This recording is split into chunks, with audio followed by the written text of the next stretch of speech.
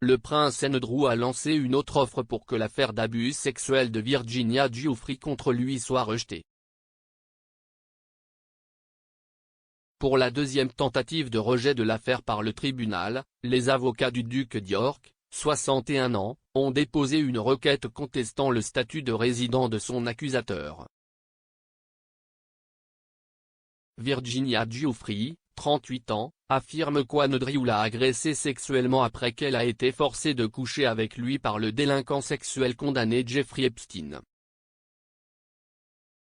Le duc d'York a catégoriquement nié ces allégations. Virginia Giuffre, anciennement Virginia Robert, demande des dommages-intérêts non spécifiés au royal, alléguant qu'il l'a agressée sexuellement à 3 reprises en 2001, alors qu'elle avait 17 ans. Elle a porté plainte contre Andrew en utilisant la Child Victims Act, CVA, de New York. La CVA permet aux personnes maltraitées de poursuivre leurs agresseurs jusqu'à l'âge de 55 ans. L'équipe juridique d'Andrew, dirigée par l'avocat américain Andrew Bretley, a déposé mardi une requête en irrecevabilité pour contester la compétence du tribunal de New York, arguant que Mme Giuffre n'est pas une citoyenne américaine comme elle l'a affirmé.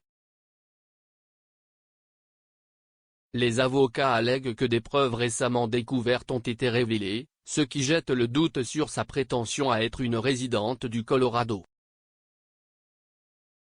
Leur motion dit plutôt qu'elle vit avec son mari et ses 3 enfants à Perth, en Australie, et qu'elle a vécu en Australie pendant presque 2 des 19 dernières années.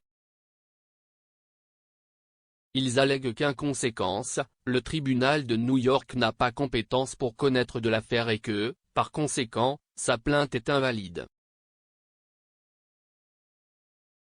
Le Télégraphe rapporte que les règles de la Cour fédérale n'autorisent pas les deux parties à une action à être des citoyens étrangers. En conséquence, les avocats d'Andrew ont demandé au juge Lewis Kaplan d'interrompre la procédure pendant qu'il enquête sur le statut de résident de Mme Giuffre. Son équipe a demandé que le processus de découverte, qui pourrait impliquer des membres de la famille royale cités à témoigner, soit suspendu pendant que des preuves écrites et orales sont recueillies auprès de Mme Giuffre.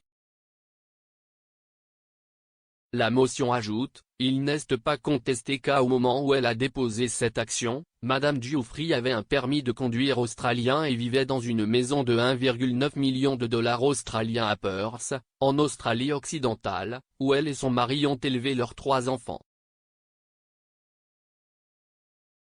En réalité, les liens de Mme Giuffre avec le Colorado sont très limités. Elle n'y a pas vécu depuis au moins 2019, environ 2 ans avant qu'elle ne dépose cette plainte contre le prince Andrew, et potentiellement, selon son propre témoignage de déposition, pas depuis octobre 2015.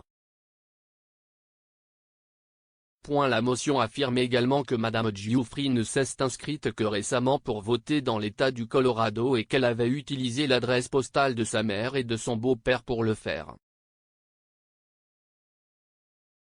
La motion décrit le moment de l'acte comme suspect, affirmant qu'il semblait être un mouvement calculé.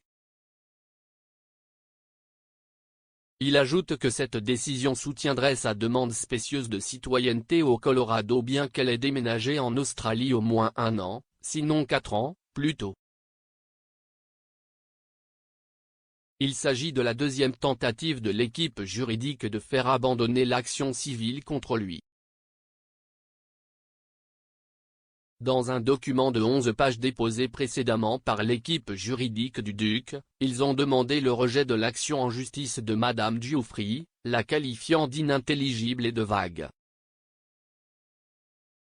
Ses avocats ont également fait valoir que le prince ne pouvait pas être poursuivi en vertu d'un accord financier conclu en 2009 par Giuffre avec Jeffrey Epstein.